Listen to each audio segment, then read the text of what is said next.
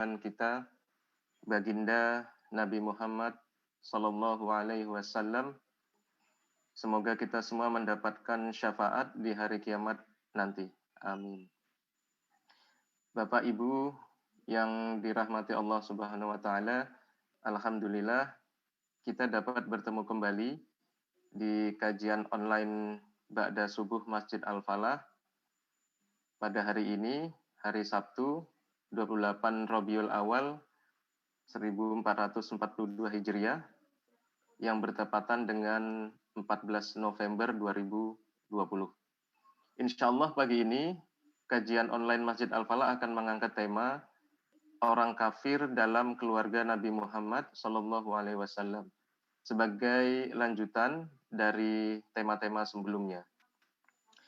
Bapak Ibu bisa mengikuti kajian pagi ini melalui aplikasi Zoom dan Bapak Ibu juga bisa mengirimkan pertanyaan seputar kajian ini di room chat room di aplikasi Zoom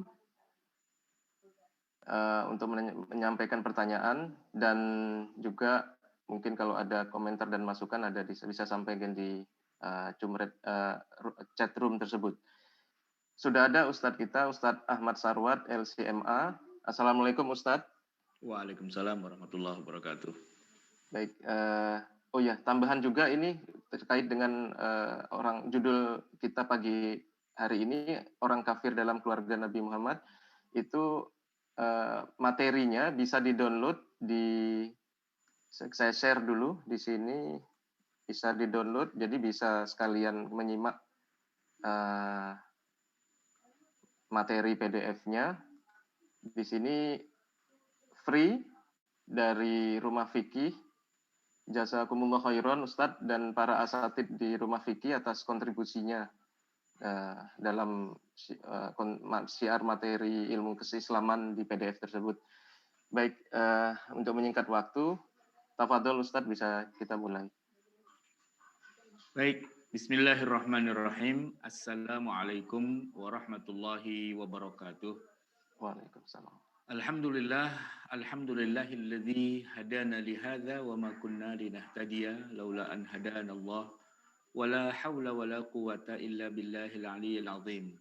Allahumma salli wa sallim wa barik ala sayyidina Muhammadin wa ala alihi wa ashabihi ajma'in. Asbahna wa asbahal mulku lillah walhamdulillah wa la hawla wa la quwata illa billah amma ba'du.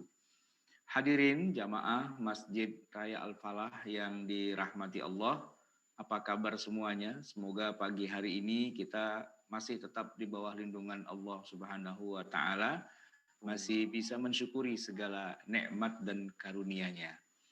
Hadirin jamaah, pagi ini judul kita agak unik ya. Orang kafir dalam keluarga Nabi Muhammad Sallallahu Alaihi Wasallam. Ini sebenarnya mau bicara tentang apa? Begini, ada sebuah pertanyaan yang beredar di tengah masyarakat kita, khususnya sesama umat Islam.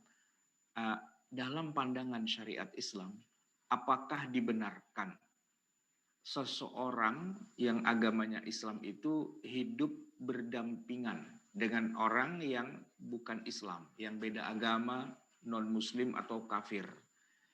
Ataukah tidak dibenarkan sehingga mereka ini tidak boleh hidup berdampingan dan harus istilahnya bermusuhan atau perang dan seterusnya? Apakah benar bahwa agama Islam itu diturunkan untuk liyuzhirahu 'ala dini kullihi, yang diartikan menjadi untuk mengalahkan atau menghabisi agama-agama yang lain? Benarkah pada dasarnya orang kafir itu sebenarnya tidak boleh ada di lingkungan umat Islam? Nah, pertanyaan-pertanyaan seperti ini seringkali bikin kita penasaran ya. Sekaligus juga membingungkan juga ya di banyak kalangan. Khususnya ya kita ini yang muslim perkotaan. Sebenarnya sih tidak hanya perkotaan, di pedesaan dan di mana-mana juga begitu. Bahkan juga sering juga terjadi diskusi yang hangat gitu ya seputar penyebutan kafirnya itu sendiri. Ini sebenarnya sopan nggak sih? Ada etikanya nggak sih kalau kita bilang, orang kafir begitu? Lalu sebagian mengatakan sebaiknya jangan bilang kafir lah, sebut saja non Muslim gitu, biar lebih halus gitu. Walaupun nanti yang lain juga mengatakan, loh ayat Al-Quran sendiri menyebutnya kafir, kul ya ayyuhal kafirun. Kenapa kok Quran udah bilang kafir, kita bilang non Muslim gitu. Padahal kan memang nanti mau diganti kul ya ayyuhal non Muslim. Nah, ini diskusinya cukup hangat juga beberapa waktu yang lalu. Jadi begini, tema kita ini akan membahas tentang bagaimana pandangan syariat Islam terkait dengan hubungan antara kita sebagai Muslim dengan orang-orang yang kafir itu. Bolehkah hidup berdampingan? Bisakah bermuamalah? Ataukah nggak boleh berdampingan dan tidak boleh bermuamalah dan harus bermusuhan? Ya, apalagi orang kafir sekarang banyak yang katakanlah menghina Rasulullah gitu ya, seperti yang sedang ramai dengan Perancis gitu, sehingga kita kemudian malah diajak memboikot gitu produk-produk dari orang-orang kafir itu. Nah, pertanyaan ini akan kita jawab lewat membaca lembar-lembar sejarah kehidupan Rasulullah Shallallahu Alaihi Wasallam.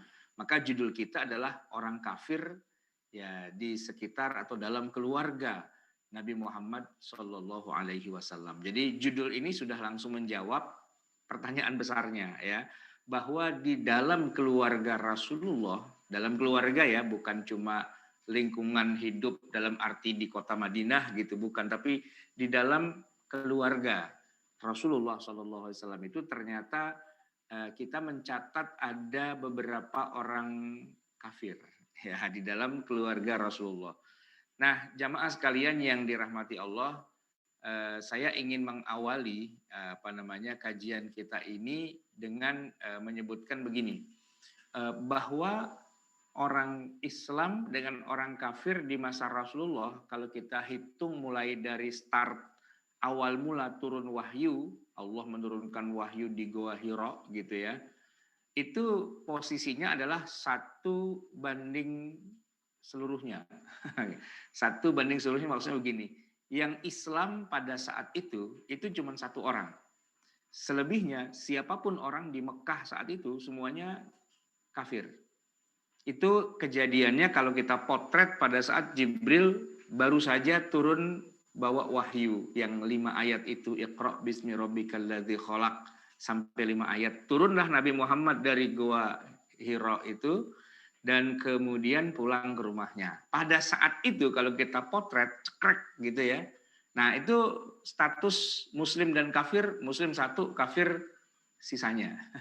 Artinya Khadijah, kemudian Ali, kemudian juga anak-anaknya Rasulullah gitu ya. Itu semua ya statusnya masih belum masuk Islam. Kalau motretnya pada saat itu. Kalau kita forward sedikit, berapa menit kemudian ketika Nabi Muhammad masuk ke dalam rumah dan berdialog, kan beliau bilang zammiluni, selimuti aku gitu ya. Nah, pada saat itu kemudian terjadi dialog. Ya, Nabi bercerita bahwa tadi dia baru saja ketemu dengan makhluk yang segede langit gitu ya, sepenuh langit dan begini. Khadijah bingung. Lalu Khadijah datang ke rumah sepupunya, seorang pendeta Nasrani yang bernama Waraqah bin Naufal. Lalu kata Waraqah, oh itu pertanda bagus, itu berarti dia seorang nabi menerima wahyu dari langit, bla bla bla. Pulanglah Khadijah ya menghibur suaminya, nggak usah takut dan sebagainya. Dan kemudian ya Khadijah jadilah the first woman, the first human gitu malah ya. Manusia pertama yang masuk Islam setelah Nabi Muhammad ya siapa lagi kalau bukan Khadijah. Kedudukan sudah mulai 2 banding sisanya gitu. Nah kemudian Nabi di dalam rumahnya itu beliau punya sepupu yang seperti anaknya. Jadi Ali bin Abi Thalib itu seumuran lah dengan putra-putrinya Rasulullah itu gitu ya. Maka Ali juga diajak masuk Islam, dan kemudian tentu saja putri-putrinya Nabi, ya, mulai dari yang paling tua itu Zainab sampai yang Fatimah gitu ya, Ruqayyah gitu dan seterusnya itu. Nah, itu semua masuk Islam. Berarti satu rumah itulah Islam, tapi di luar rumah itu bukan Islam, ya. Nah, untuk yang di luar rumah Nabi punya teman baik, yaitu namanya Abu Bakar As-Siddiq radhiyallahu an. Nah, As-Siddiq ini, Abu Bakar ini teman Nabi seumuran lah, kira-kira beda 2 tahun dengan Nabi Muhammad. Nah, itu termasuk orang yang ya begitu diceritain begitu langsung dia, oke, saya beriman. Itu saya masuk Islam gitu ya, mengucapkan 2 kalimat syahadat. Nah, jadilah orang pertama dari luar lingkungan rumah yang masuk Islam itu adalah Abu Bakar. Nah, Abu Bakar ini kemudian punya anak, punya istri, punya banyak kolega, dan dari tangan Abu Bakar ini nanti masuklah ada Abdurrahman bin Auf dan yang lain-lainnya begitu ya. Nah, jadilah itu saat itu minoritas orang, mungkin sekitar 30-an orang saja, 30 banding seluruh penduduk kota Mekah gitu. Nah, tapi itulah yang terjadi kemudian, proses Islamisasi berjalan secara natural. Ya, setiap hari ada saja orang yang bergabung walaupun di awal tuh masih didominasi dengan istilahnya mereka yang bukan pembesar gitu. Istilahnya mereka tuh ya orang-orang rendahan lah, para budak, itu banyak yang pada masuk Islam. Jadi Bilal itu ya bisa disebut sebagai tokoh ya dari kalangan budak yang mempelopori masuk Islam. Itu pun asal muasalnya kan dia lagi apa namanya, lagi disiksa gitu sama tuannya oleh Umayyah ya. Kemudian dibayar, dibeli oleh Abu Bakar kan. Nah, dibebaskan sehingga bebaslah Bilal. Nah, Bilal dengan dibebaskannya itu dia lebih aktif lagi mengajak kaumnya yang orang-orang budak itu pada masuk Islam. Maka dalam hal ini luar biasa nih MLM-nya. Jadi multi level marketingnya Abu Bakar itu salah satunya adalah membebaskan Bilal. Jadi dari budak jadi manusia merdeka. Jadi kan budak tuh tadinya kan dia di bawah tuannya. Setelah dibeli dimerdekakan kan jadi dia nggak punya tuan lagi karena sudah merdeka. Nah terus kerjaannya ngapain? Jobless? Enggak. Kerjaannya ya nyari budak kemana-mana yang sesama budak itu Bilal menyampaikan dakwah. Sehingga dari kalangan budak itu banyak pengikut Rasulullah. Nah, tapi ya budak sih masalahnya gitu kan. Kurang besar pengaruhnya karena masih di bawah pengaruh orang lain. Nah, Nabi kemudian berdakwah kepada yang cobalah yang agak menengahan sedikit, maksudnya para sayyid, para orang kaya, orang-orang yang berpengaruh, biar kalau bos besarnya masuk Islam, maka kan anak buahnya setidak-tidaknya kalau nggak masuk Islam minimal rada-rada sungkan dan hormat lah. Tapi kalau yang masuk Islam itu cuma kelas budak, malah digecek, digencet sekalian gitu kan, disiksa dan seterusnya gitu. Maka Nabi itu sebenarnya lebih prioritaskan kalau bisa sih jangan yang duafa saja, tapi yang ya yang mereka punya mansib lah itu, punya kedudukan, punya apa namanya posisi gitu ya. Karena bukan apa-apa sih, kalau yang masuk Islam itu para budak, budaknya disiksa, nah kita jadi urusan nih gitu ya. Nah, kan begitu. Ammar bin Yasir itu juga dari kalangan budak itu. Yasirnya sendiri dibunuh, ibunya namanya Sumayyah itu dibunuh, Ammarnya dipaksa untuk murtad. Jadi ya, tapi memang ini masalah hidayah sih ya. Nabi itu sampai pernah juga menolak ada orang yang ya yang udah tua, buta gitu. Abdullah bin Maktum ketika datang mau minta belajar ngaji lah gitu.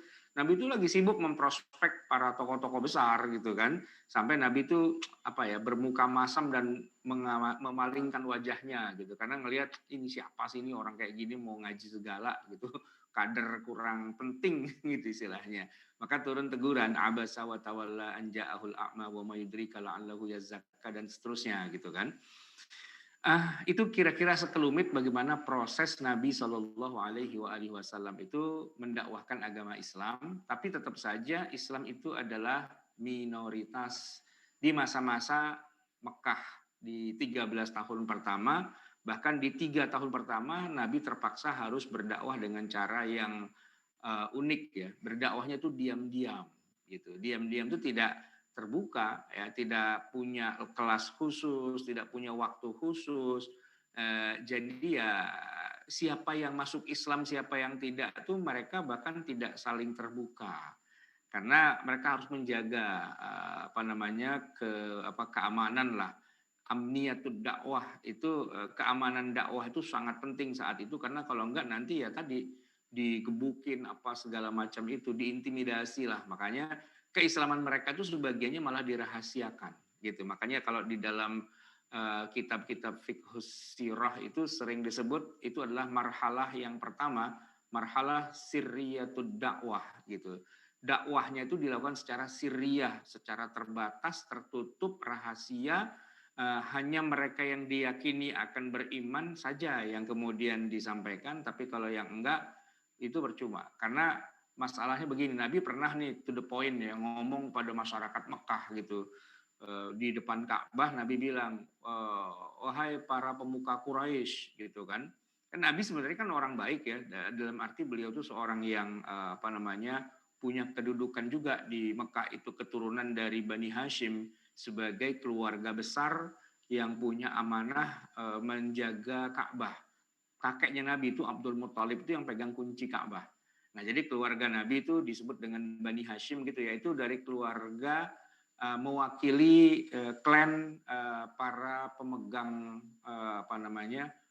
keagamaan. Ya, hal-hal yang terkait dengan agama lah, dengan peribadatan, dengan pokoknya. Nah, padahal kan Mekah juga kota peribadatan, sebenarnya kan kota religi. Di situ ada Ka'bah yang diakui sebagai pusat religi bangsa Arab dari sepanjang zaman.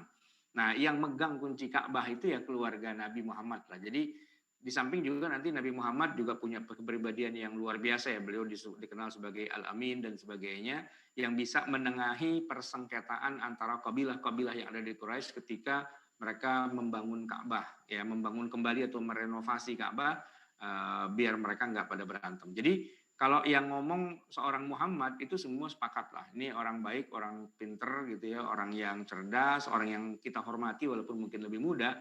Nah, cuman waktu itu Nabi kayaknya agak-agak gimana ya, agak salah konsep gitu. Karena beliau bilang, kalau saya katakan di balik bukit-bukit Mekah ini ada serombongan besar penyamun yang akan menyerbu kota Mekah, apakah kalian percaya apa yang saya omongin? Gitu. Nah, itu semua mereka bilang, oh iya, kamu kan orang yang nggak pernah bohong gitu kan. Kalau kamu ngomong apapun, kita pasti percaya karena dikenal sebagai Al-Amin. Itu gelar nggak main-main itu ya. Lebih berharga dari gelar doktor, profesor dan sebagainya. Di dunia kan nggak ada orang dikasih gelar Al-Amin, orang yang paling dipercaya itu nggak ada. Kalau tukang bohong banyak, tukang hoak banyak. Tapi kalau gelar kok Al-Amin gitu, di mana hari ini ada perguruan tinggi misalnya memberikan gelar doktor honoris causa dalam bidang orangnya sangat dipercaya dan jujur, itu nggak ada. Nah, Nabi Muhammad itu mengalami kayak gitu. Nah, cuma ketika Nabi bilang, ya sudah, kalau kalian percaya dengan saya, ketahuilah bahwa saya ini adalah Nabi yang diutus Allah kepada kalian dengan membawa ajaran Islam begini. Wow, saat itu langsung semua berbalik ngamuk. Bahkan paman Nabi Abu Lahab itu langsung mengatakan, tabban laka ya Muhammad, gitu ya. Celaka kamu Muhammad. Alihadza jama'tana, cuman untuk beginian aja kalian kumpulkan kita, padahal kita udah capek-capek nih, ada banyak urusan, ada agenda rapat dan sebagainya.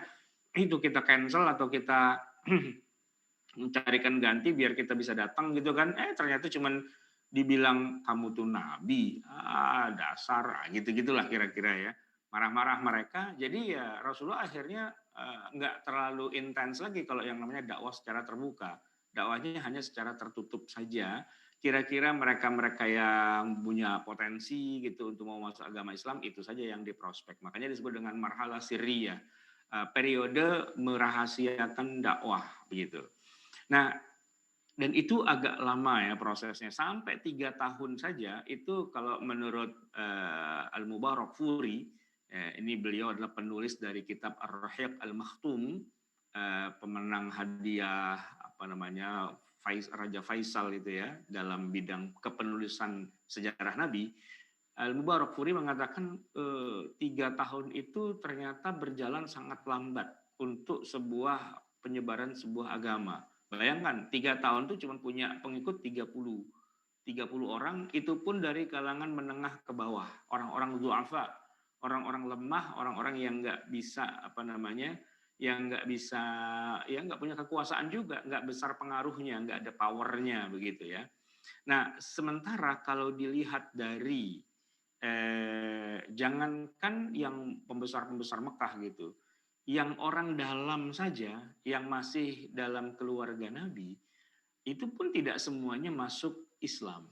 Oke, kalau istri Nabi masuk Islam, anak-anak masuk Islam, sepupu Ali yang rumahnya juga tinggal di rumah Nabi itu masuk Islam, oke. Teman dekat Abu Bakar, oke. Tapi, nah, yang paling dasar ini, Nabi itu punya orang tua yang sebenarnya bukan bapaknya langsung, tapi pamannya bernama Abu Talib.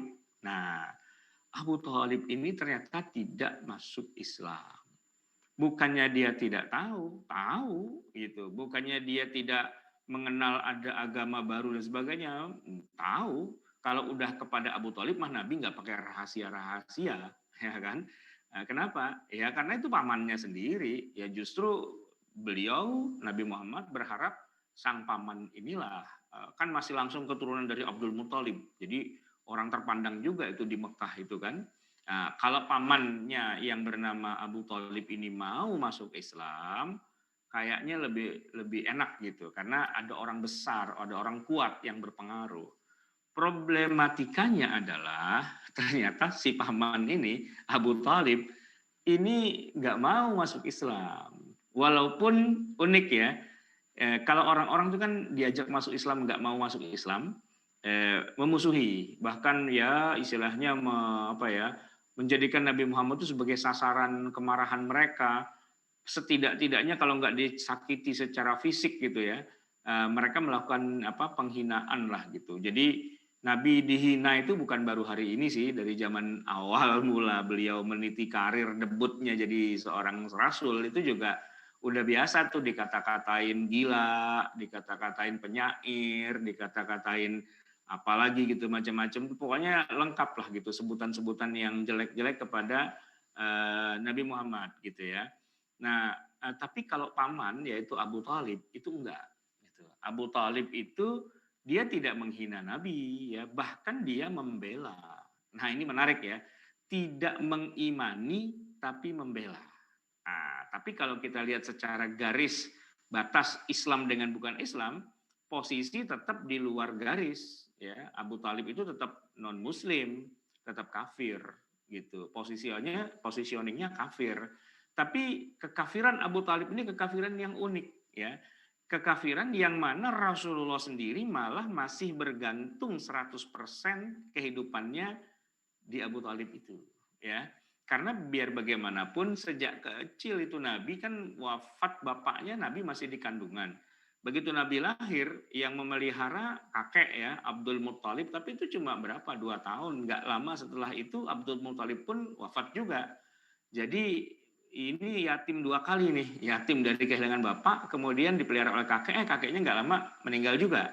Akhirnya siapa yang ngurusi? Ya Abu Thalib gitu sebagai paman kan.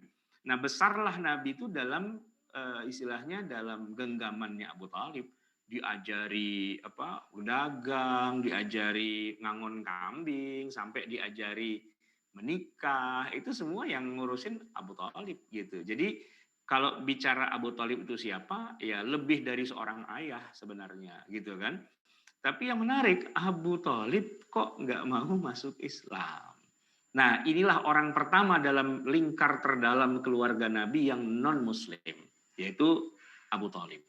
Jadi kalau tadi pertanyaan yang paling awal, apakah seorang Muslim itu harus bermusuhan dengan orang kafir? Apakah tidak boleh berada dalam hidup yang berdampingan sebagai tetangga, sebagai masyarakat? Terjawab langsung. Nggak usah jauh-jauh. Dalam lingkar terdalam keluarga Nabi sendiri, yaitu paman Nabi, atau dalam hal ini saya boleh bilang ayahnya Nabi dalam tanda petik, bukan ayah biologis, tapi ayah secara psikologis, ayah secara finansial. Ya Nabi waktu nikah tuh Mama Khadijah emang punya duit berapa? Beliau kan anak muda yang nggak punya kekayaan apa-apa, cuman anak usia 25 tahun lah. Cara kita tuh baru lulus fresh graduate gitu ya, baru S1 gitu kan, nggak punya kerjaan, nggak punya sesuatu yang besar. Nah Abu Thalib yang membiayai itu semua, nah, gitu ya. Jadi seluruh hidup Nabi itu bergantung pada Abu Thalib sebenarnya. Nah uniknya Abu Thalib ya masih tetap berlaku sebagai ayah yang melindungi. Bahkan ketika Abu Thalib tidak menerima konsep kenabian dan tidak mau syahadat, itu satu hal, tapi dalam hal ini adalah anak saya, ini keponakan saya gitu ya. Wah, itu tetap gitu. Jadi unik ya. Abu Thalib tidak mau mengakui kenabian sang keponakan. Tatkala beberapa banyak orang ya, ada 30 orang yang beriman, tapi Abu Thalib itu enggak. Cuma dalam banyak hal Abu Thalib yang ngebelain. Nah, ini menarik.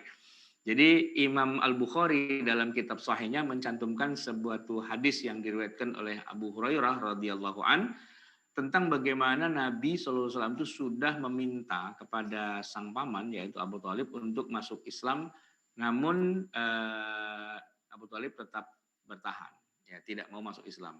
Disebutkan Nabi berkata begini, ya ammah, qul la ilaha illallah, ashhadu laka biha yaumul qiyamah, gitu ya. Wahai paman, ucapkanlah la ilaha illallah. Saya nanti akan jadi saksi di hari kiamat bahwa engkau adalah muslim gitu ya.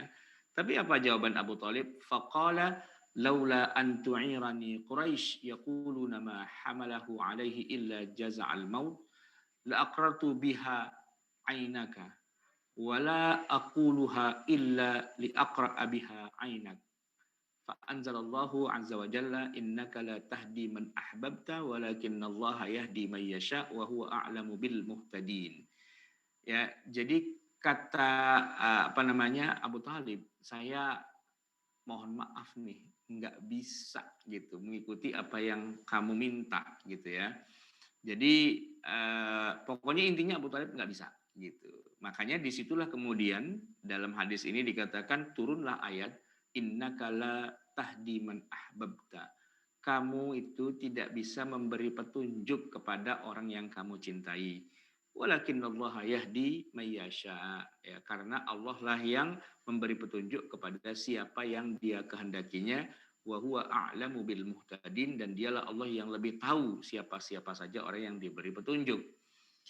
Nah, ayat itu menurut Abdullah bin Abbas, Ibnu Umar, Mujahid, dan Asy-Sya'bi turun kepada Abu Thalib. Ya, terkait dengan Abu Thalib tatkala ditawarkan untuk masuk Islam namun dia menolaknya, begitu ya. Nah, tetapi yang menarik sampai kemudian Abu Thalib wafat ya, itu menjelang menjelang mau hijrah sih sebenarnya. Pada masa Muqata'ah di mana Bani Hashim ini diboikot gitu ya, diasingkan di Syekh Ali, tidak boleh bermuamalah, tidak boleh menikah dan sebagainya gitu. Nah, di saat itulah kemudian Abu Thalib itu wafat.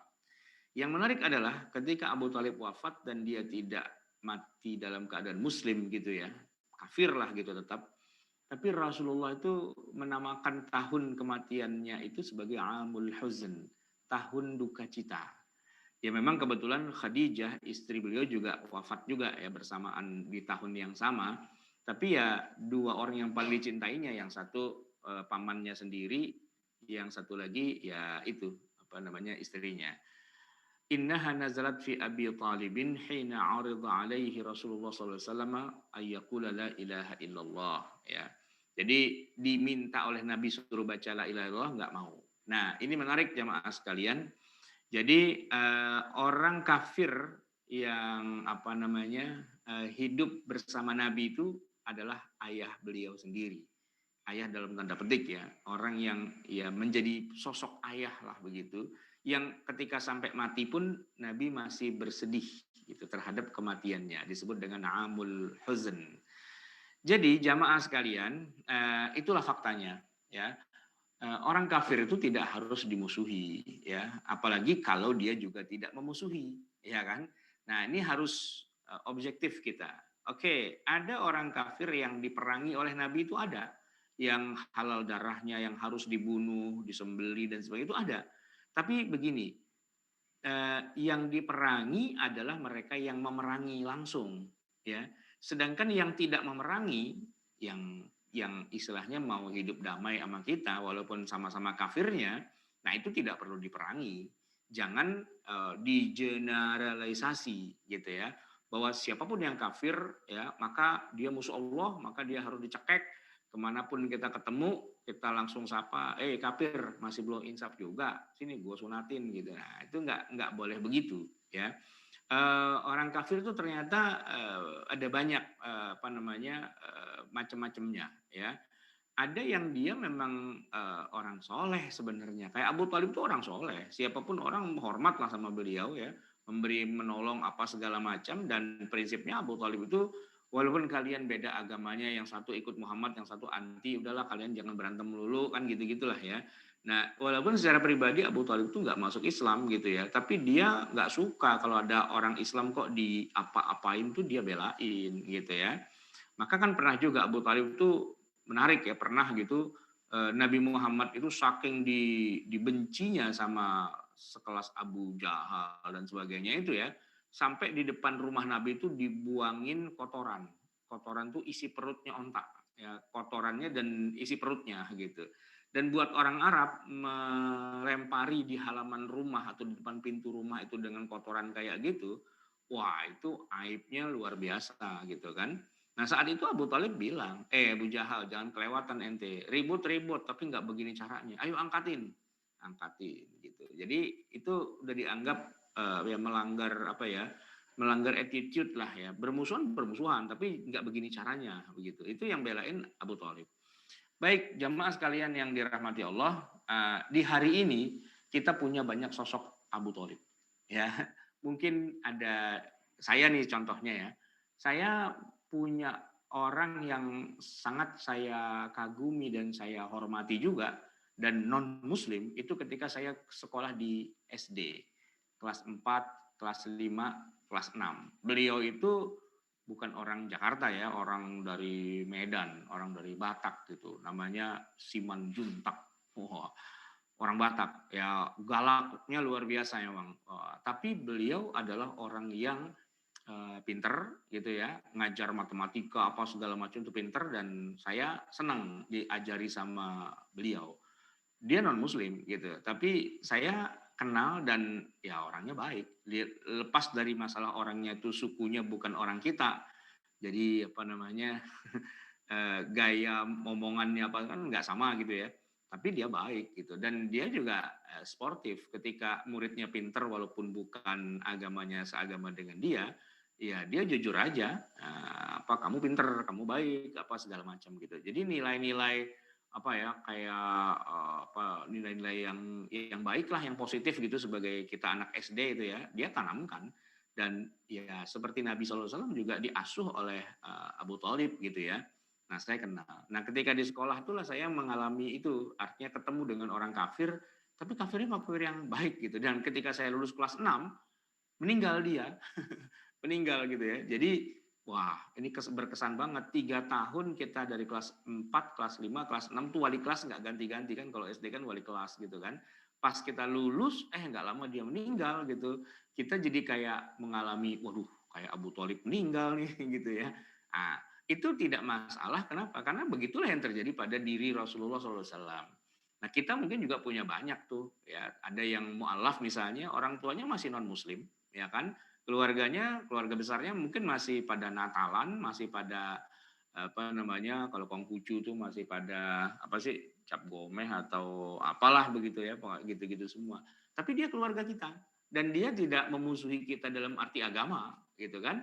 Terus gimana kita bersikap? Apa mesti kita sunat-sunatin satu-satu? Ya kan enggak juga, ya kan?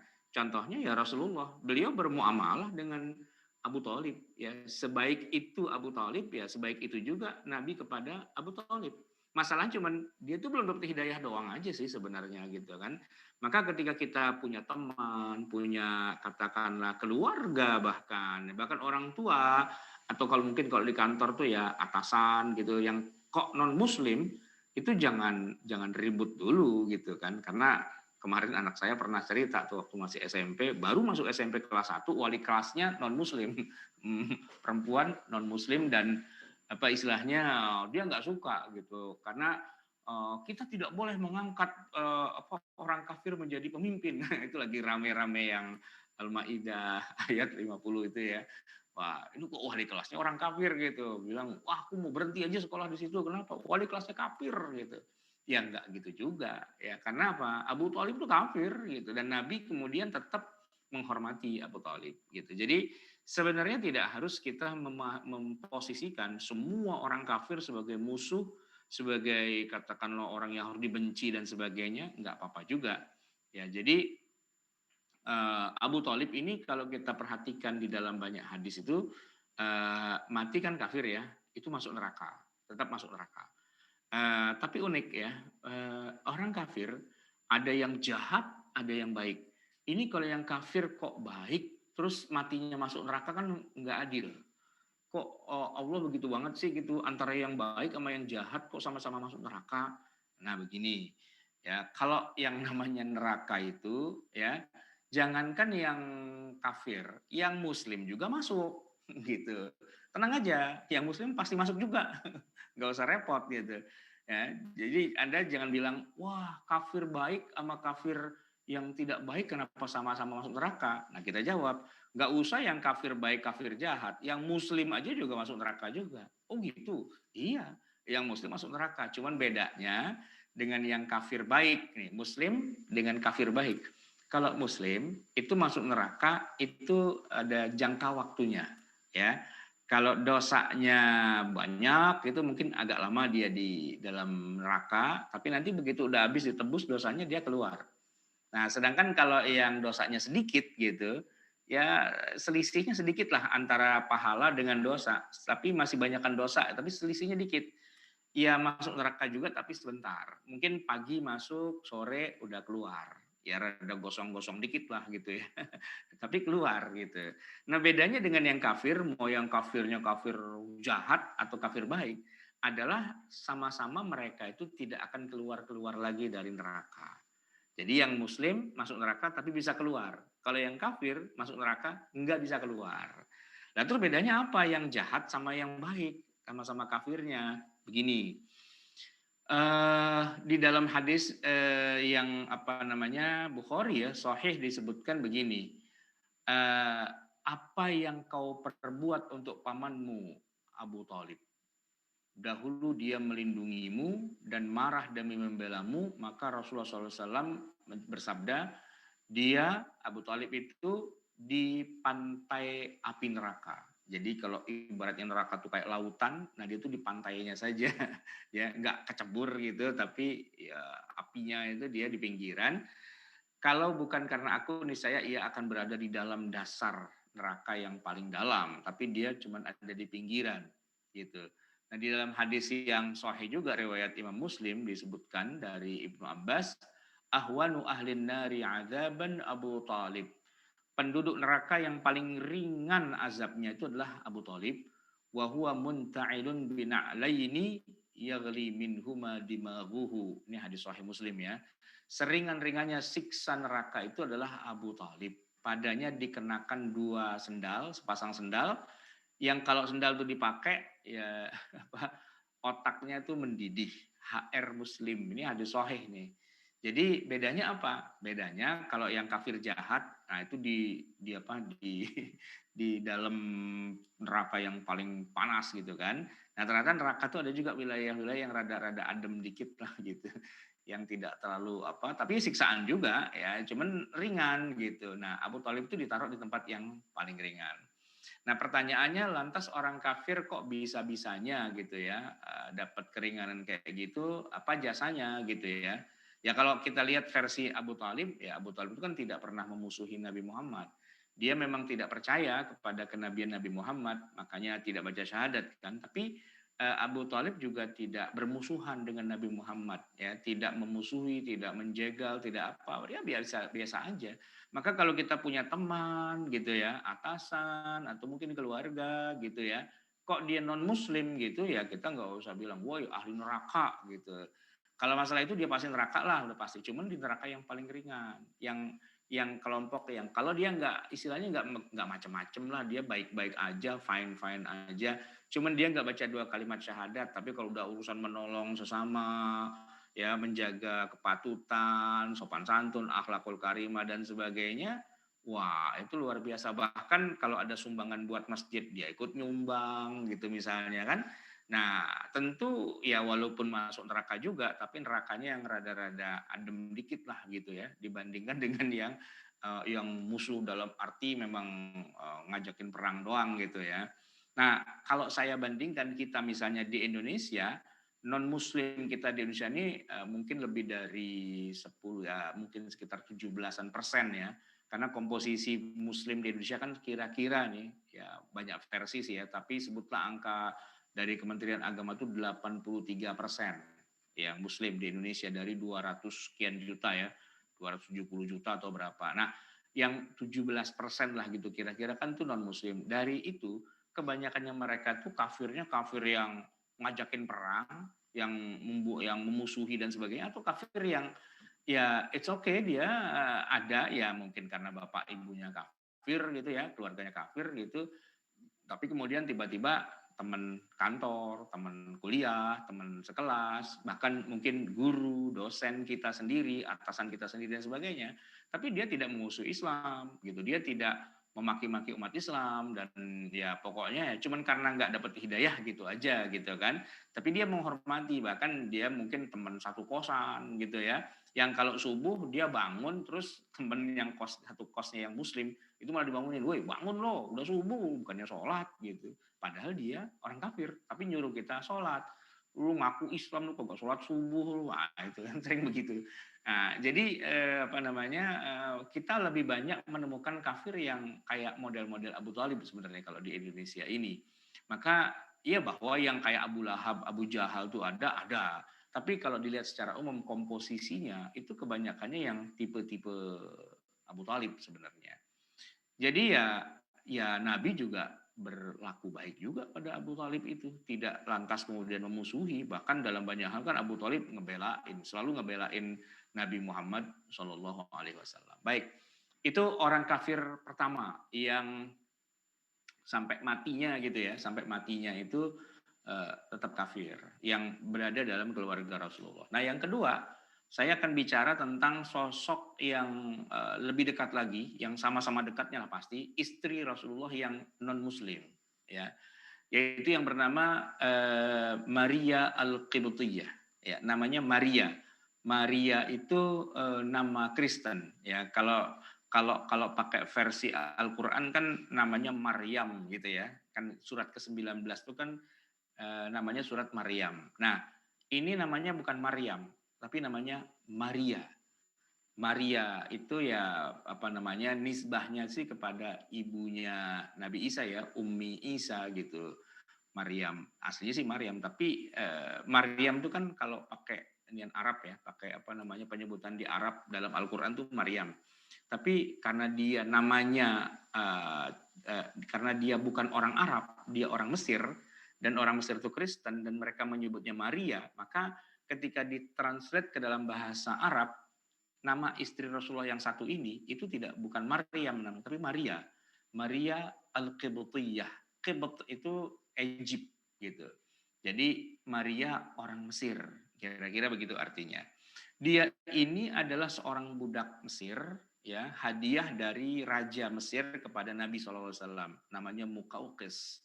Ketika Nabi SAW berkirim surat, ini sudah terjadinya pada Nabi sudah hijrah ke Madinah dan sudah terjadi perjanjian Hudaybiyah, berarti sudah tahun ke-6 kesananya gitu ya. Kira-kira 4 tahun kemudian Nabi wafat gitu ya.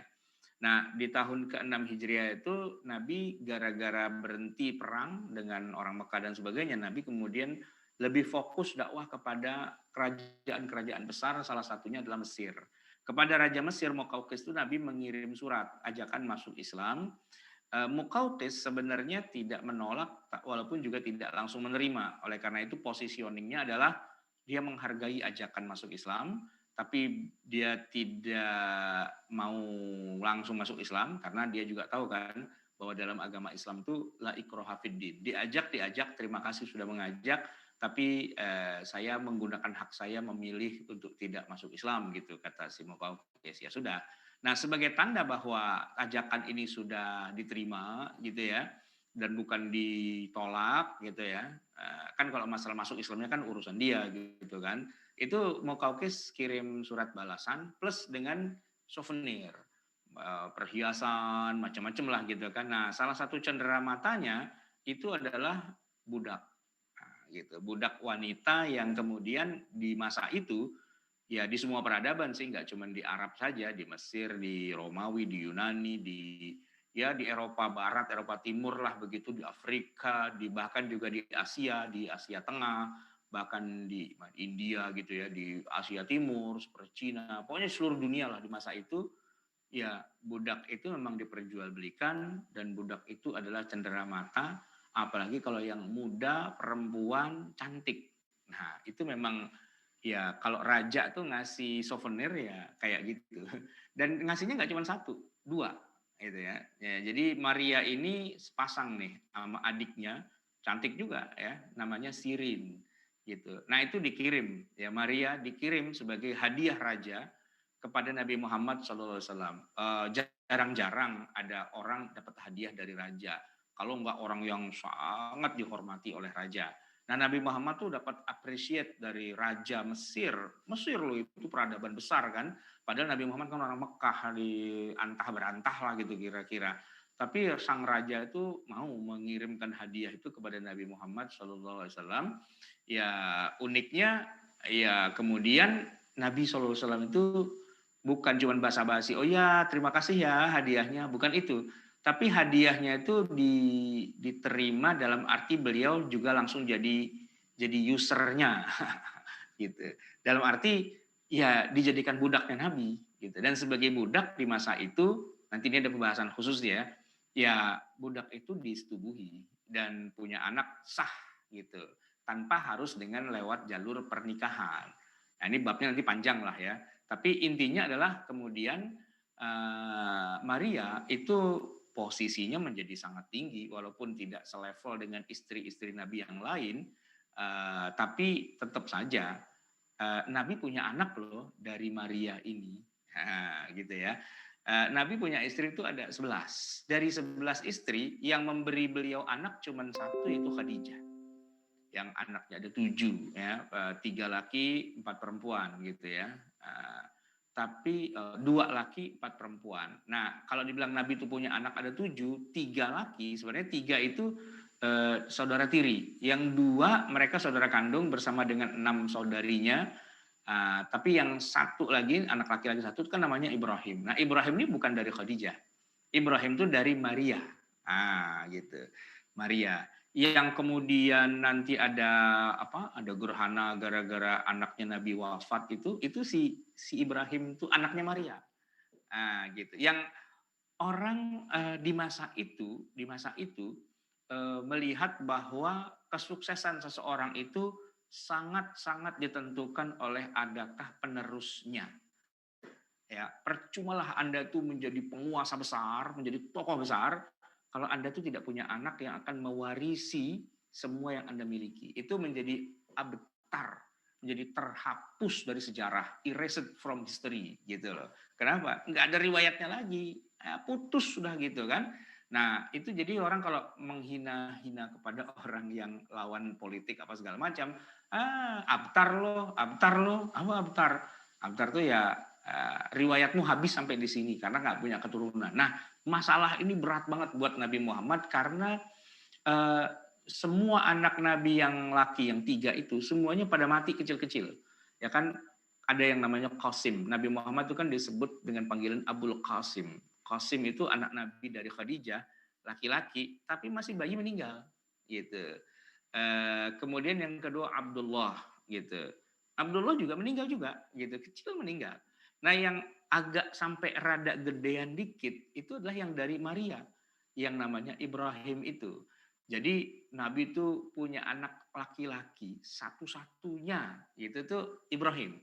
Karena 2 orang kakaknya udah mati duluan sejak bayi, gitu kan. Nah, Ibrahim ini yang digadang-gadang, yang membuat Nabi Muhammad tuh punya pengharapan lah ke depan, saya punya penerus nih, siapa si Ibrahim ini gitu kan. Ibrahim mati juga gitu kan. Nah, pada saat Ibrahim mati, orang kafir girang banget gitu kan. Girang banget gitu. Sampai kemudian Nabi Muhammad tuh menerima hujatan habis-habisan, dikatain abtar gitu. Putus sudah habis, riwayatmu habis sampai di sini. You are finished, you are terminated. Wah, begitu kira-kira kalau dalam dialognya gitu kan. Nabi tuh kecewa banget dengan julukan-julukan kayak gitu, udah sedih anaknya meninggal, dimaki-maki pula gitu kan. Makanya Allah turunkan dengan ayat inna syani'aka huwal abtar. Yang abtar itu bukan kamu, tapi yang menghina-menghina kamu itu yang putus mereka gitu ya. Nah, jemaah sekalian, jadi Maria, kita ngomongin Maria. Ini agamanya bukan Islam. Dia orang Kristen karena dia memang tinggal di Mesir. Mesir waktu itu masih pusat agama Kristen. Sampai di apa namanya di Mekah, bukan Mekah, di Madinah, itu barulah kemudian dia mau masuk Islam gitu ya. Ada sebuah riwayat menyebutkan bahwa Maria ini di perjalanan itu ditawari untuk masuk Islam ya. Ditawari masuk Islam dan Maria mau masuk Islam gitu ya. Nah, cuma sayangnya karena Islam ini emang unik ya, agama yang apa namanya yang sangat menjunjung tinggi hak kebebasan untuk memeluk agama. Maria masuk Islam, tapi Sirin itu nggak masuk Islam. Gitu. Nah, maka Rasulullah kemudian menjadikan Maria sebagai miliknya, ya, dan Sirinnya itu dikasih ke Hasan bin Sabit yang masih Kristen itu. Tapi lepas dari Marianya masuk Islam apa tidak, tetap saja Maria itu representasi dari Kristen. Ya, kalau bahasa kitanya itu mu'alaf lah gitu kira-kira gitu ya. Mu'alaf. Nah, eh, Nabi itu punya istri yang ya saya nggak bilang kafir gitu ya, tapi setidak-tidaknya istrinya itu mu'alaf. Ya. Mu'alaf yang double minoritas. Gitu. Mu'alaf double minoritas. Pertama dia bukan orang Arab, minoritas berarti kan kalau di Madinah. Yang kedua, dia mantan orang Kristen di Madinah, double mu'alaf. Tapi orang double minoritas. Nah, sebagai double minoritas, Maria itu juga hidupnya nggak bisa diterima secara langsung di Madinah di depan istri-istri Nabi. Nggak bisa. Gitu. Istri Nabi nggak terima. Apa loh dasar orang kafir lah gitu gitulah ya. Gitu. Padahal Maria sudah masuk Islam, tapi tetap beliau itu double minoritas. Maka kalau positioning rumahnya kan Nabi setiap satu istri ada rumahnya dan rumahnya semua di sekeliling Masjidin Nabawi. Nah, Maria itu tidak ditempatkan di situ, tapi di pinggiran pemukiman kota Madinah, agak jauh, gitu, agak jauh. Nah, yang istri-istri Nabi yang resmi kayak Aisyah, Maimunah, Ummu Salamah, gitu tuh semua rumahnya di sekeliling masjid, gitu kan. Nah, Nabi kalau menggilir istrinya itu tinggal pindah. Tapi kalau udah Maria itu agak jauh, gitu. Nah, tentu Maria dicemburui oleh istri-istri yang lain. Kenapa? Karena gimana ya, kita nih istri resmi, tapi kita nggak ngasih anak. Dia istilahnya cuma selir lah gitu istilahnya. Tapi dia ngasih anak. Wah itu kan udah 3 kali minoritas itu berarti. Ya kan? Nah, Maria ini disayang oleh Nabi SAW. Ya Nabi melindungi lah, sangat-sangat melindungi Maria. Karena triple minoritasnya itu, ya kan? Pertama dia bukan asli Arab, dia orang Mesir gitu ya. Yang kedua dia mu'alaf, mantan gitu. Dan yang ketiga dia kan budak ya posisinya dan tapi dia ngasih anak gitu. Wah ini jadi urusan gitu. Nah Rasulullah SAW ini kepada Maria memang dan Marianya juga nauin juga tuh. Maksudnya begini, Maria ini sebenarnya kan kalau bicara status ya bukan istri sebenarnya beliau itu. Jadi status sebagai ummahatul mukminin itu nggak masuk, sebagai ummul mukminin itu nggak masuk gitu. Tapi dalam implementasinya Maria itu tetap menjalankan ketentuan sebagaimana seorang istri Nabi yang kalau Nabi sudah meninggal dia tidak kawin lagi. Padahal bisa-bisa aja buat Maria kawin lagi. Karena kan statusnya bukan istri Nabi. Kan kalau istri Nabi itu haram hukumnya menikah. Sesudah suaminya yaitu Nabi Muhammad meninggal, dia tidak boleh menikah gitu. Maka istri-istri Rasulullah itu disebut ummahatul mukminin, ibunya orang mukmin karena nggak boleh menikah dengan ibu kan. Nah, Maria itu bukan ibunya orang mukmin, bukan. Maria itu ya statusnya selir lah gitu bahasa kitanya. Yang kalau Nabi wafat ya sudah dia bisa dimerdekakan dan bisa kawin lah dengan siapa sahabat yang ganteng, yang yang yang mungkin masih berondong gitu kan bisa. Maria masih muda dan cantik pula. Ukuran untuk orang Madinah itu Maria mantap lah gitu ya. Tapi Maria enggak, dia tetap menjaga muruahnya sebagai ya bukan mantan istri, ya mantan budaknya Nabi gitu, dia menjaga sampai wafat Maria tidak menikah gitu. Nah, ini kan menarik ya. Jadi ada mantan non muslim gitu di dalam tubuh struktur keluarga Nabi yang paling dekat gitu, yaitu Maria. Baik, jamaah sekalian yang dirahmati Allah, dua tokoh ya sudah kita bahas. Yang pertama tadi Abu Thalib, yang kedua Maria. Nah, yang ketiga ini juga sosok yang unik juga nih, yaitu Abu Sufyan Ibnul Harb. Ya, Abu Sufyan ini posisinya di dalam kehidupan Nabi itu punya dua posisi. Yang pertama sebagai gembong orang kafir. Gembong tuh ya. Pimpinannya, koordinator orang kafir itu. Kalau Abu Jahal itu emang jahat gitu ya. Abu Lahab itu jahat gitu. Tapi kepala penjahatnya, itu justru Abu Sufyan. Karena Abu Sufyan orang kaya dan dia pemimpin kota Mekah.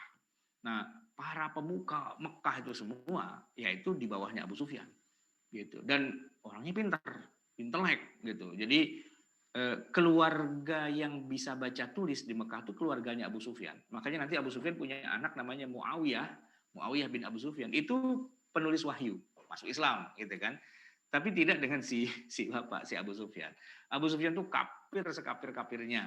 Dan kalaulah ada Abu Jahal yang jahatnya kayak gitu, ada Abu Lahab yang kayak gitu dan sebagainya, otaknya tuh Abu Sufyan gitu. Nah, Abu Sufyan ini lucunya begini, dia tuh kan memusuhi Nabi dari awal dakwah Nabi itu dia udah musuhan lah begitu ya. Cuma dia punya anak perempuan. Anak perempuannya ini masuk Islam. Nah, ini jadi masalah. Abu Sufyan punya anak namanya Romlah gitu ya. Bu Romlah. Romlah inilah yang kemudian menikah dengan suaminya, siapa namanya itu, ntar saya coba cari dulu. Ada nama suaminya. Kemudian dia dimusuhi ya. Abu Sufyan bapaknya ini pemimpin kota Mekah, anaknya perempuan masuk Islam sama suaminya, itu termasuk yang dimusuhi oleh masyarakat musyrikin Mekah dan sebagainya, sampai akhirnya Nabi punya program untuk menyelamatkan mereka dengan cara diminta mereka pergi ke Habasyah. Ya, namanya Ubaidillah ya, suaminya namanya Ubaidillah bin Jahash. Nah, si Romlah ini dengan suaminya itu ikut rombongan ke Habasyah. Nah, Habasyah di sana kan rajanya Raja An-Najasyi itu kan Kristen ya, Kristen. Jadi memang Afrika saat itu atau Habasyah atau Abyssinia gitu ya di masa itu memang kerajaan Kristen. Nabi meminta perlindungan pada orang Kristen kepada An-Najasyi, tolong dong ini dijaga ini murid-murid saya gitu ya, dilindungi dan sebagainya. Dan Ubaidillah ini unik ya, dalam beberapa riwayat disebutkan bahwa sampai di negeri Kristen itu Ubaidillah malah masuk Kristen. Aneh banget. Ubaidillah gitu ya. Dia itu di Mekah masuk Islam, dimusuhi sampai akhirnya menyelamatkan diri sampai ke Habasyah. Di Habasyah dia murtad gitu. Maka Ubaidillah bin Jahash ini ya, aslinya memang dia sudah memeluk Kristen sih tadinya ternyata gitu ya. Asalnya dia Kristen, terus dia masuk Islam, terus ketemu teman-teman Kristennya dia Kristen lagi ya. Nah, kemudian nggak lama Ubaidillah, bukan Abdullah bin Jahash, bukan, tapi Ubaidillah bin Jahash ini kemudian ceritanya meninggal di Habasyah itu. Maka Romlah istrinya kan janda, ya kan, sendirian membesarkan anaknya dan tinggal di Habasyah di pengasingan gitu kan. Nah, kemudian oleh Rasulullah SAW itu dinikahi secara jarak jauh. Ini pernikahan jarak jauh ini terjadi di masa Rasul itu antara Nabi dengan si Romlah ini, atau Romlah itu namanya juga nama lainnya adalah Ummu Habibah. Nah, ditaukil oleh sang rajanya An-Najasyi, ya kan? Ya, jadilah Nabi dengan Ummu Habibah atau Romlah itu suami istri, tapi mereka belum ketemuan karena mereka tinggalnya jauh gitu kan. Sampai nanti rombongan pulang ke Madinah, barulah kemudian Romlah ini berkumpul sama Nabi dalam satu rumah. Nah, yang jadi masalah adalah Bu Romlah ini putri dari Abu Sufyan.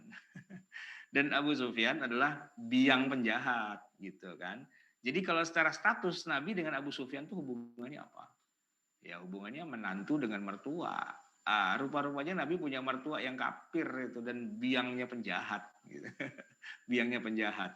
Ya memang sih tidak tinggal satu rumah, tapi biar bagaimanapun itu mertua, ya keluarga terdekat. Ya gimana sih kita kalau punya mertua, pasti kita hormat, pasti kita ya jaga hubungan baik lah dan sebagainya gitu ya.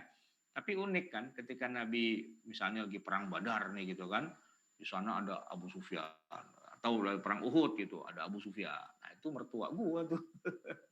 Jadi ini perang Badar, perang Uhud, perang Khandaq ini menantu versus mertua. Ini perang antara keluarga ini sebenarnya. Jadi ya unik banget kan gitu bagaimana antara menantu dan mertua musuhnya kekafirannya. Nah ini parah nih kalau Abu Sufyan. Dia kafirnya kafir harbi. Ya kafir harbi itu kafir perang dalam arti memang halal darahnya. Ya si mertua pengen bunuh mantu, si mantu pengen bunuh mertua begitu. Tapi mereka mertua dan menantu. Wah, ini kan jadi unik sekali ya. Bayangin kayak apa Nabi kalau lagi mau perang nih, mau pamit sama istrinya, istriku, aku mau bunuh bapakmu dulu ya. Kan lucu gitu kan.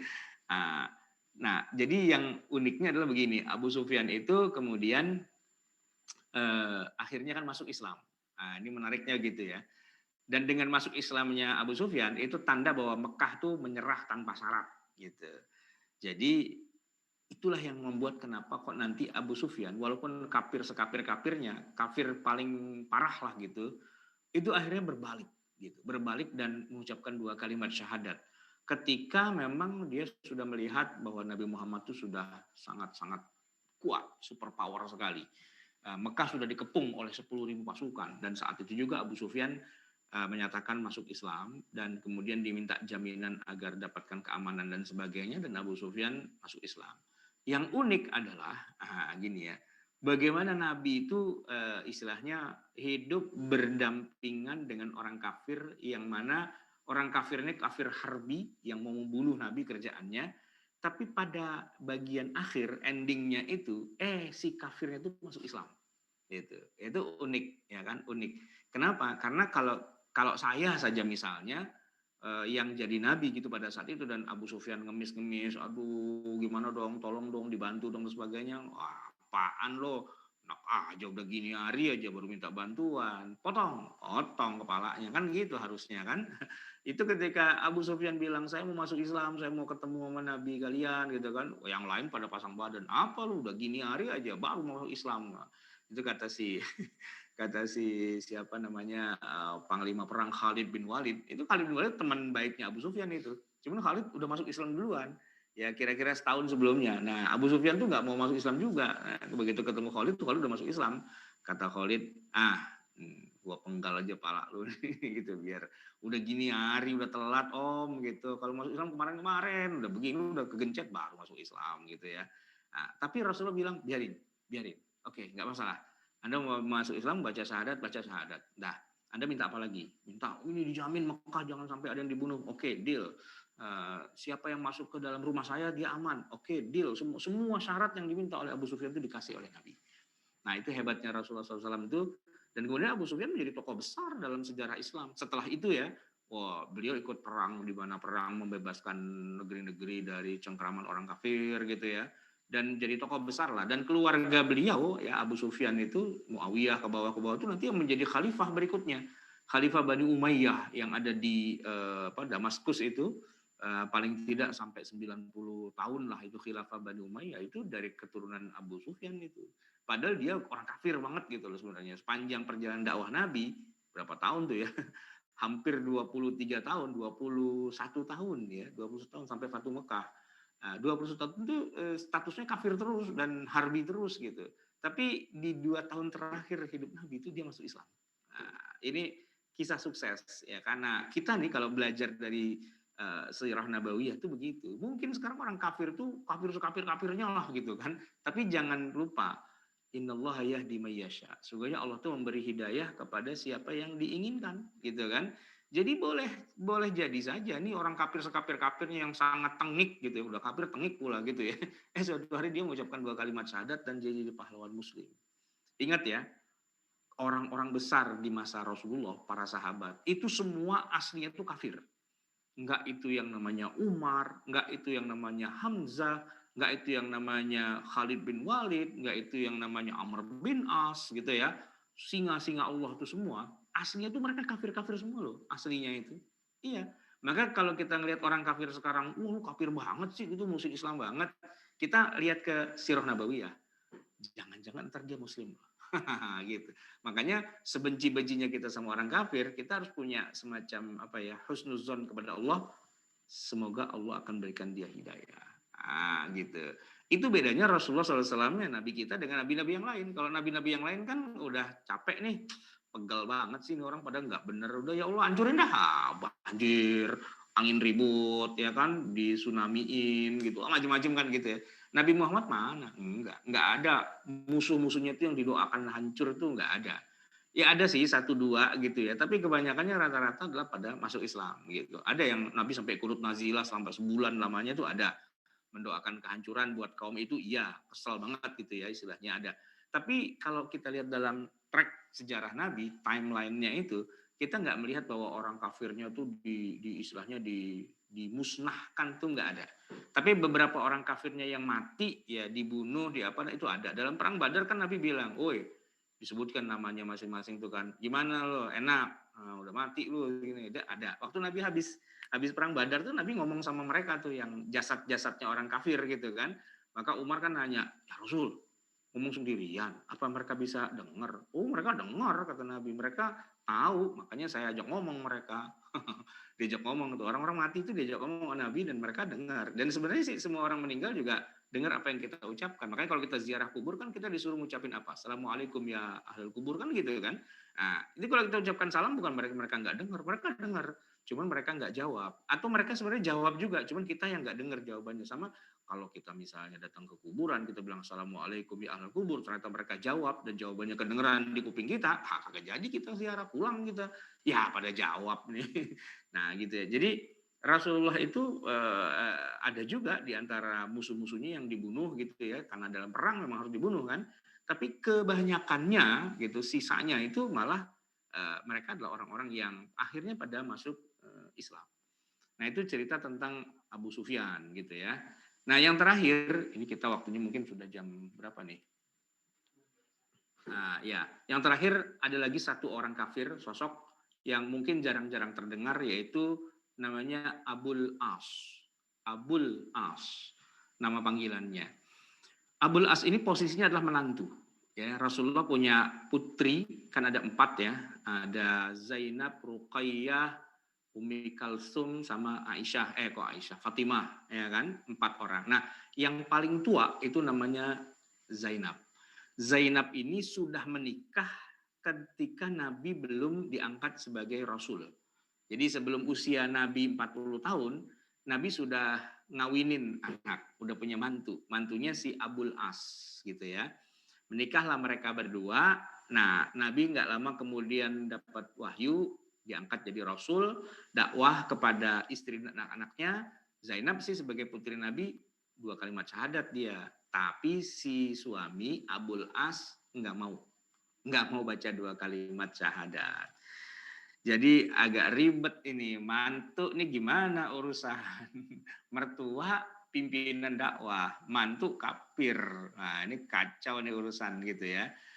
Nah, ini apa namanya berlanjut sampai dakwah Nabi 13 tahun di Mekah dan hijrah ke Madinah. Nabi itu hijrah ke Madinah, terpaksa Nabi harus meninggalkan putrinya Zainab.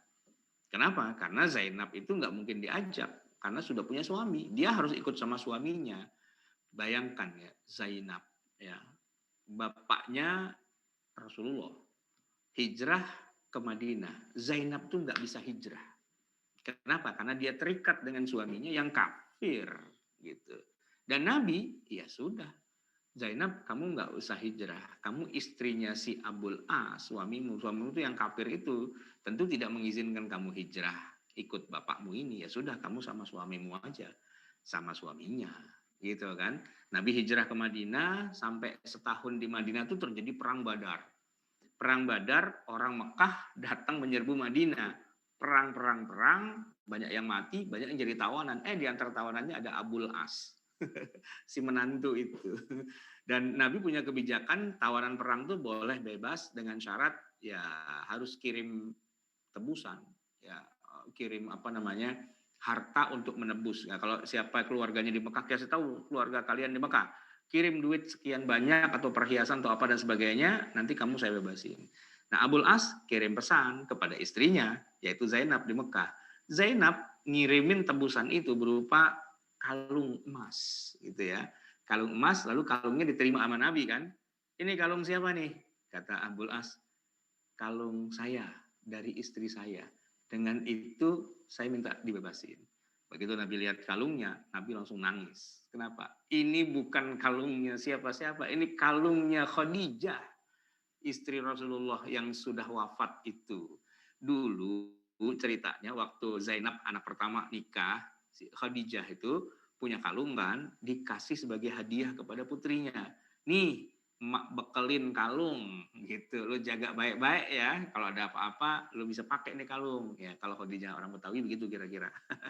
Nah, ternyata nih suaminya lagi jadi tawanan, maka Zainab melepas kalung satu-satunya pemberian ibunda tercintanya, dan yang nerima tuh Nabi Muhammad gitu. Lah ini kan kalung bini gua gitu.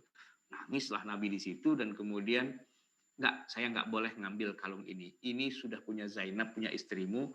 Kalung ini saya kembaliin dan kamu saya bebasin. Nggak usah pakai bayar-bayar. Kamu boleh pulang tapi dengan syarat. Apa syaratnya? Gini, biar bagaimanapun Zainab tuh istri kamu. Saya hormati.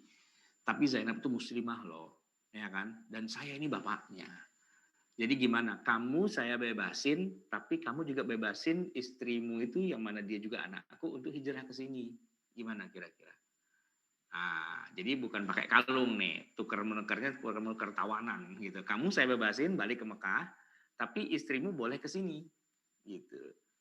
Abul As bilang, oke deh kalau gitu, deal, deal gitu kan. Pulanglah Abul As ke Mekah. Orang pada girang gitu kan. Karena apa? Karena Abul As bisa pulang tanpa harus bayar apapun. Fasilitas nih, mantu gitu ya. Kata Abul As, bukan fasilitas, tetap saya harus bayar. Bayarnya dengan apa? Nah ini bini saya, si Zainab harus ke sana sebagai tukerannya gitu. Alah, sama Muhammad aja, lu bilang aja lupa atau saya bohong gitu kan. Tara, saya bohong kan bisa gitu. Tapi di sini menariknya, Abul As nggak bisa berbohong kepada orang yang sangat jujur gitu. Nabi jujur banget. Artinya lu pulang-pulang aja, nggak ini perhiasan gua tak pegang dulu ya. Kalau lu udah pulang, bini udah kesini ntar baru gua enggak. Udah tanpa jaminan, ya pulang sana. Ibarat kata Abul As kalau sampai Mekah dan kemudian bilang, oh sorry ya, kemarin saya cuma bohong aja gitu. Istri tetap sama saya, nggak bisa dikirim ke Madinah. Itu bisa aja, sangat-sangat mudah. Tapi oleh Nabi, Abul As itu gimana ya? Dia jadi nggak enak hati juga gitu loh. Ya kan, dibikin sama Nabi itu bisa nggak enak hati. Dan kemudian dia bilang, istriku, aku nggak bisa berdusta pada bapakmu itu. Jadi kamu harus berangkatlah ke Madinah, gitu kan? Ya Zainab sih ikut-ikut aja ke Madinah juga ketemu bapaknya kan seneng gitu kan. Ini suaminya pun mengizinkan, suami mengizinkan gitu. Tapi ada yang nggak suka, teman-temannya Abul As yang orang musyrikin Mekah, enak aja nggak boleh, enak aja nggak usah, istrimu nggak usah ke sana, lu udah bebas, udah untung, ngapain lu pakai merasa berutang budi segala, gitu kan. Ya tapi kata Abul As, gimana ya, saya nggak bisa ini gitu, nggak bisa saya berkhianat. Bayangin, musuh Islam itu setelah tahu bagaimana akhlaknya orang Islam, itu dia mau mengkhianati itu rasanya nggak masuk hati gitu loh. Jadi akhirnya Abul As itu secara gerilya, diam-diam itu menyelundupkan istrinya untuk kabur. Gitu. Itu Abul As yang mengupayakan, diam-diam gimana caranya biar dia sama teman-temannya nggak diapa-apain, nyamar-nyamar gitulah. Pokoknya gue biayain dulu berangkat ke Madinah deh, gitu berangkat gitu. Nah Abul As belagak pilon kalau ketemu bini lu mana? Ada, gitu. Ada gitu-gitu aja. Padahal bininya udah kabur itu. Yang jadi sutradara pelariannya itu malah Abul Asnya sendiri. Sampai akhirnya Zainab sampailah ke Madinah gitu kan. Nah, kemudian akhirnya kemudian Abul As dapat hidayah nih ceritanya. Kemudian dia masuk Islam. Nah, udahlah masuk Islam terus dia hijrah nyusul bininya. Ya gimana kagak ada bini di rumah. Iman sih kuat, Imron itu urusannya kan. Akhirnya dia berangkatlah ke Madinah. Gak enak ya nggak punya bini. Gitu. Iyalah. Dan untuk kawin lagi nggak semudah itu gitu kan. Ya tetaplah dia nyusul istrinya ke Madinah dan masuk Islam. Dan ketika Abul As masuk Islam ya kata Nabi ya sudah itu istrimu, itu halal untukmu. Jadilah mereka hidup satu rumah lagi gitu ya. Walaupun nggak lama setelah itu Abul As ini kemudian meninggal ya. Jadi dia meninggal duluan sebelum Rasulullah meninggal. Baik jamaah sekalian yang dirahmati Allah, itu 4 sosok ya. Pertama tadi ada Abu Thalib, yang kedua ada siapa? Maria Al-Qibtiyah, yang ketiga ada Abu Sufyan, yang keempat ada Abul As. Ini orang ring terdekat Nabi. Ada yang jadi ayah, ada yang jadi mertua, ada yang jadi istri, ada yang jadi menantu. Orang kafir semua, gitu kan? Menunjukkan bahwa paling tidak orang kafir itu tidak otomatis selalu harus dimusuhi, dibantai, dibunuh dan sebagainya. Walaupun ada, karena faktanya ada perang Badar, perang Uhud dan sebagainya. Tapi harus dipilah dan dipilih mana yang baik, yang harus kita bermuamalah dengan baik, dan ada yang jadi musuh. Ya, walaupun yang musuh itu kayak Abu Sufyan kan musuh besar tuh, toh juga masih mungkin masuk Islam juga. Jadi begitulah akhlak dan adab seorang Nabi SAW kepada orang-orang non-Muslim. Baik, saya kembalikan kepada Pak Hendra, silakan. Ada pertanyaan di grup chat ini Ustadz, dari Ibu Yuniarti. Assalamualaikum warahmatullahi wabarakatuh. Izin bertanya, di dalam keluarga orang tuanya seorang muslim, kemudian ada anaknya yang menikah dengan seorang non-muslim, sedangkan dalam Islam tidak diperbolehkan, sedangkan kalau istrinya sudah masuk Islam lagi, tetapi masih tinggal dengan suami non-muslim. Bagaimana solusinya? Fadhol, Ustaz. Wah, kalau solusi sih itu urusannya mereka ya. Tapi begini, kalau melihat tadi Abul As nih ya, Abul As dengan Zainab, putri Nabi. Itu asal muasalnya mereka memang dua-duanya kan bukan Islam. Lalu yang masuk Islam duluan Zainab, baru setelah itu suaminya gitu ya. Nah, ada masa di mana Zainab sudah masuk Islam sejak awal, kemudian baru nanti Abul As tuh nyusul masuk Islamnya 15 tahun kemudian. Gitu. Ya kan ada masa di selama 15 tahun mereka bukan seagama gitu ya. Itu ketika akhirnya si siapa tadi Abul As itu nyusul ke Madinah ke istrinya dan menyatakan masuk Islam, oleh Nabi itu tidak dinikahkan ulang. Langsung aja udah tinggal serumah karena mereka tetap suami istri. Sah dan halal sebagai suami istri, nggak ada istilahnya putus dan sebagainya gitu ya. Nah, tetapi para ulama mengatakan bahwa selama 15 tahun itu mereka berpuasa tidak jima gitu, tidak berkumpul karena jima jadi haram kalau pasangannya beda agama gitu. Sebenarnya aslinya pernikahan beda agama itu dari awal sudah nggak sah gitu kan.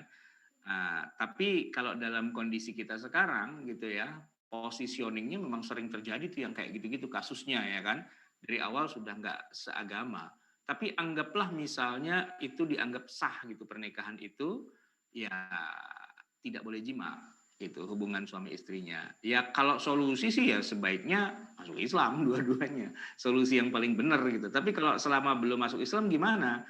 Secara hukum Islamnya ya kita bisa tadi kayak Nabi ya punya pengharapan yang panjang suatu hari nanti dia masuk Islam juga gitu. Tapi secara aturan ketatnya adalah tidak boleh terjadi jima itu antara suami istri karena tidak halal. Baik. Baik, ada pertanyaan lagi Ustadz. Ini bagaimana pendapat Ustadz mengenai kasus apa yang di Prancis itu Ustadz, Charlie Hebdo itu Ustadz? Ya, kalau Nabi kita dihina ya pastinya kita nggak terima lah ya. Masa Nabi kita dihina kita diam aja, kita santai-santai aja gitu ya. Ya enggak, kita pasti nggak terima, kita protes, kita keberatan, kita minta cabutlah apa dan sebagainya gitu. Nah, itu standar pasti. Nah, tapi apakah bentuknya harus misalnya kayak yang di sana itu kan orang yang menghina Nabi itu langsung dibunuh gitu kan? Nah, ini kajiannya agak kompleks nih gitu. Penghina Nabi itu memang harus dihukum, tapi proses hukumnya ya harus lewat pengadilan. Jadi ditangkap dulu, didakwa dulu, dikasih ancaman hukumannya apa dan sebagainya. Dan kalau memang hakim mengatakan oke, hukumannya hukuman mati gitu misalnya, ya baru dijalankan. Nggak boleh si penghina Rasulullah itu kemudian di jalanan main kita sunatin aja, main kita potong-potong aja, itu nggak boleh. Kenapa? Itu tindakan against the law juga, melawan hukum juga. Maka penjahat itu memang harus dihukum. Tapi cara menghukumnya bukan sebagaimana sesama penjahat. Datang tembak ceder gitu, datang tembak ceder, nggak kayak gitu. Jadi ya yang namanya kejahatan itu ya tetap kejahatan gitu ya, tetap kejahatan. Dalam arti itu harus dihukum, tapi untuk menghukumnya itu tetap ada proses hukum, tidak asal menghukum begitu saja, kan gitu ya. Nah, kalau yang terkait dengan seruan untuk memboikot, itu bagus juga sebenarnya. Misalnya kayak di Mesir ya contohnya.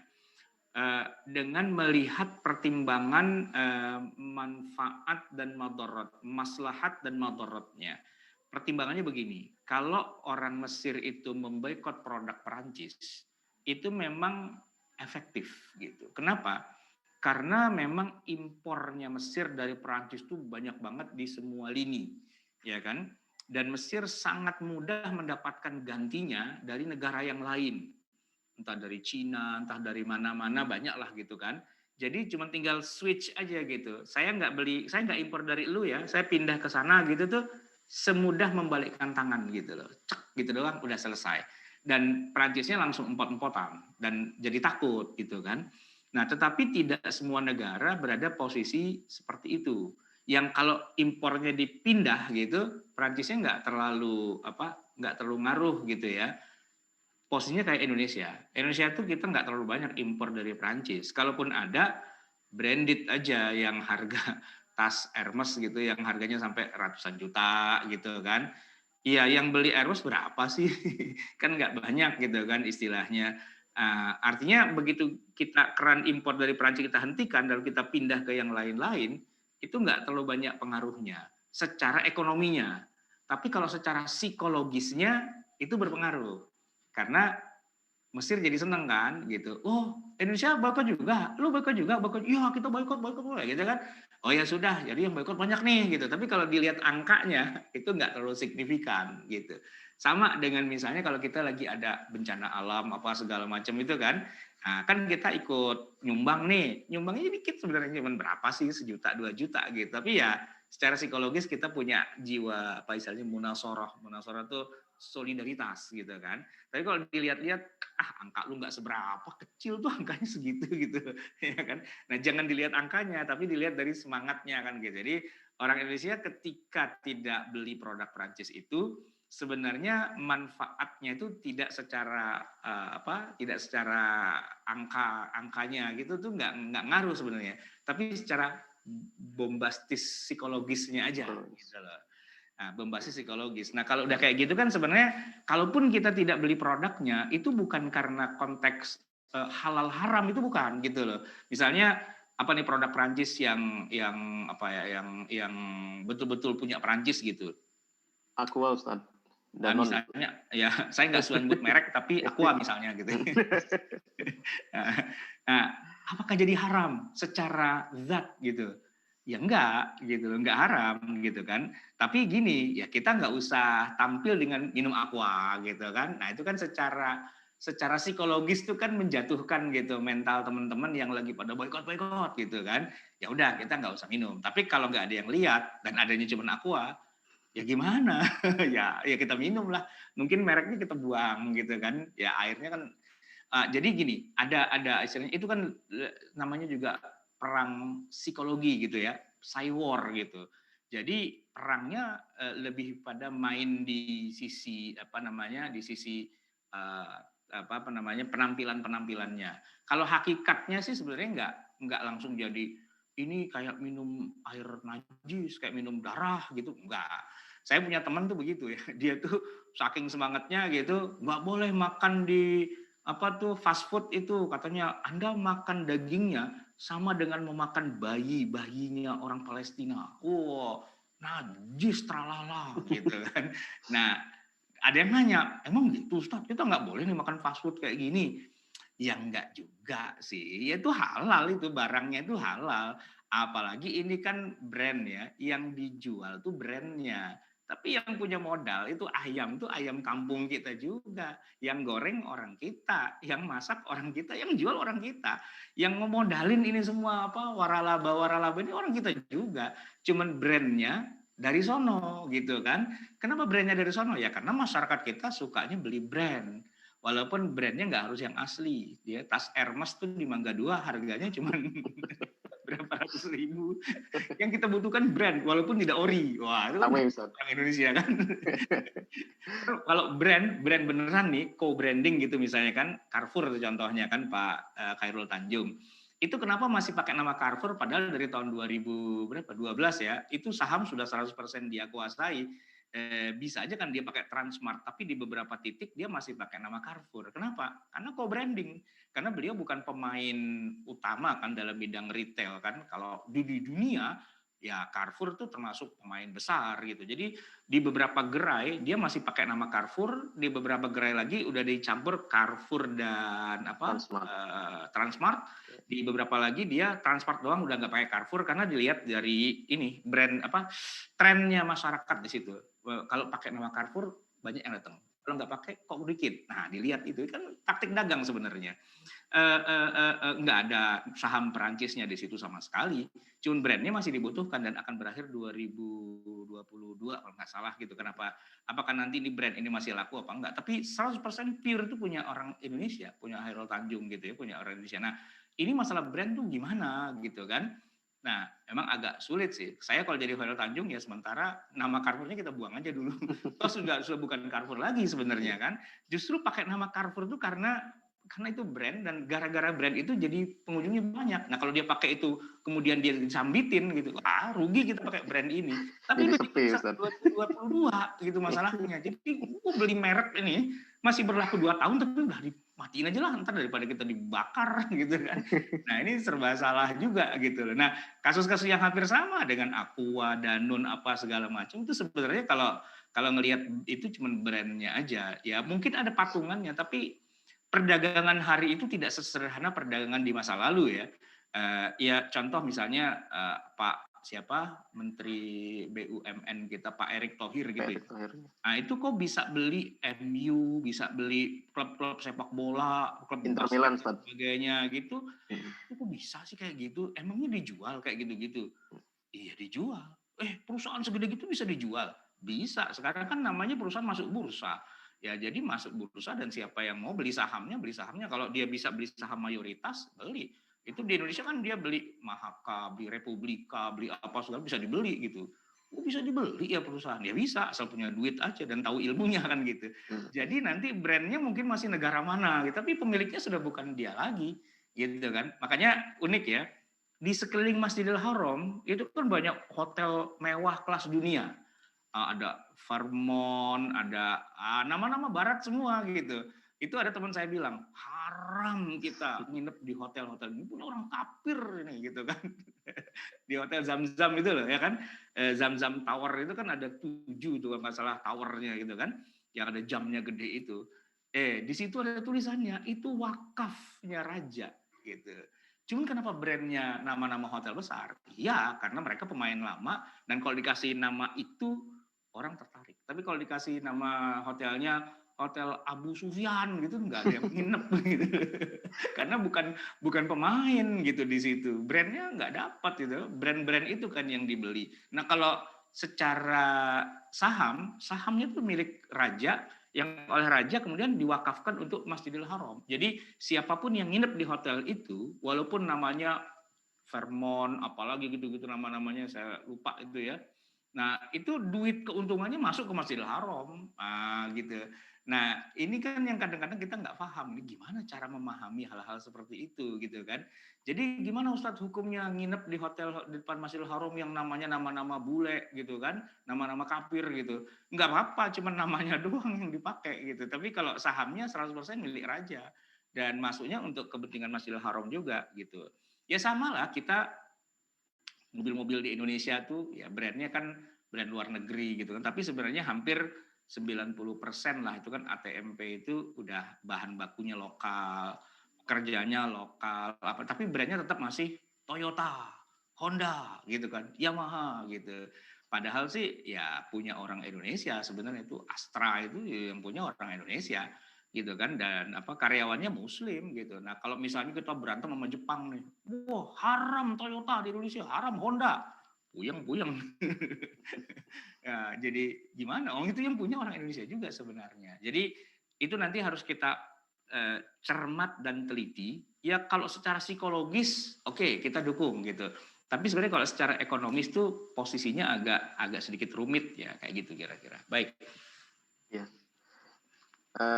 Grand Sheikh Al-Azhar, Sheikh Ahmad Thoyib juga mendukung itu Ustadz. Aksi Betul. boykot itu ya kabarnya ya. Kalau Mesir itu sangat efektif karena keran impor Perancis itu sangat besar. Dan ketika mereka switch ke negara yang lain gitu ya, negara yang lain sudah ini apa namanya, udah lu pindah ke gua aja, gua kasih insentif yang lebih bagus. Ngapain lu mau Perancis? Udah sini aja, gitu kan. Jadi di Mesir nggak terjadi apa-apa. Apa namanya? Walaupun itu barang-barang dari Perancis itu sangat sangat dibutuhkan oleh masyarakat Mesir gitu kan. Tapi begitu di switch ke negara yang lain langsung kontainernya udah masuk semua gitu. Dan Perancis diberhentiin. Nah, Perancisnya ngamuk-ngamuk kan begitu ya. Nah, gitu. Itu efektif kalau untuk yang Mesir. Kalau di kita efektifnya bukan dari segi keran impor karena keran impornya kecil kan sebenarnya gitu. Nah, cuman yang efektifnya dari segi pemberitaannya, psikologisnya gitu loh. Wah, Indonesia ikut bantu juga ya. Alhamdulillah, negeri muslim terbesar juga ikut bantu. Ah, gitu. Padahal kalau dilihat angkanya berapa lu? Cuma segitu doang. Nggak terlalu gede. Ya biarin aja namanya juga perang. Perang apa? Perang pemberitaan kan gitu ya. Opini ya yang dimainkan opininya gitu sebenarnya. Makanya saya bilang ya ini namanya perang. Ya udah kalau saya harus minum juga mereknya saya copotin lalu saya minum. Akhirnya kan nggak ada masalah sebenarnya. Masih gitu. halal Ustaz akhirnya. Oke. Pertanyaan berikutnya dari Ibu Astiti. Assalamualaikum Ustadz. Izin bertanya, di Indonesia ada orang yang sepertinya bangga jika ada keluarganya tidak muslim karena merasa menjadi orang baik ini telah menjalankan toleransi beragama. Apakah menurut Ustadz kebanggaan ini sikap yang benar? Kemudian bagaimana bersikap ketika anak atau adik murtad keluar dari Islam? Jazakallah khair Ustaz. Jadi gini, pensikapan kita ketika ada keluarga kita yang non muslim lalu kita bangga ini ada benarnya ada tidak benarnya. Tergantung kita mau membanggakannya dalam situasi yang mana dan kepada siapa. Nah kalau kita lagi dengan tema besar nih tentang toleransi, tentang lagi ngomongin pokoknya tentang apa ya kedekatan antar umat beragama dan sebagainya, nggak apa-apa loh kita bawa-bawa hal itu untuk menunjukkan bahwa oh di saya juga keluarga ada yang non muslim juga loh gitu kan. Ini dalam rangka munasabahnya atau konteksnya adalah sedang bicara tentang kedekatan antar umat beragama kan gitu ya. Tapi kalau konteksnya judulnya adalah tentang kemurnian agama bla bla bla, yang itu kita keep aja dulu informasinya, nggak usah kita angkat. Kenapa? Kalau kita angkat, yang dengerin pada marah karena bukan pada tempatnya gitu loh, ya kan?